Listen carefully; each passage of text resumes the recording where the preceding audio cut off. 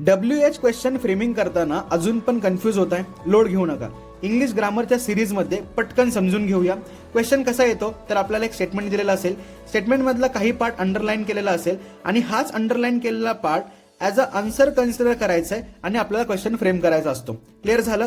आता WH question म्हणल्यावरती WH words, त्यांचे मराठीतला अर्थ आणि कधी यूज करायचं हे जर समजलं तर काहीच कन्फ्युजन नाही होणार.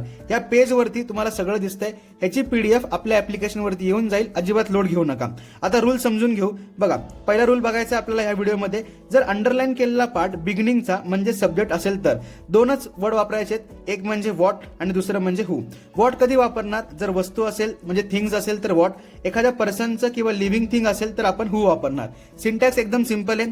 सब्जेक्ट रिप्लेस करायचा व्हॉट आणि हू ने, त्यानंतर remaining sentence as it is, एंडिंगला क्वेश्चन मार्क. आता एक्झाम्पल बघा, your dress is beautiful. Underline केलेला पार्ट सुरुवातीचा होता.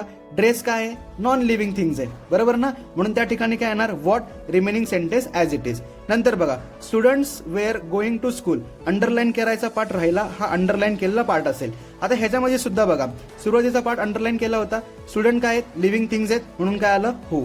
नंतर remaining sentence as it is. नंतर पुढे बघा, the sweet will be made by him. Underline केलेला पार्ट सुरुवातीचा होता. स्वीट काय आहे, नॉन लिव्हिंग थिंग्स आहे, म्हणून ह्या ठिकाणी काय येणार, what remaining sentence as it is. हा झाला आपला पहिला रूल. पटकन स्क्रीनशॉट घ्या. घेतला.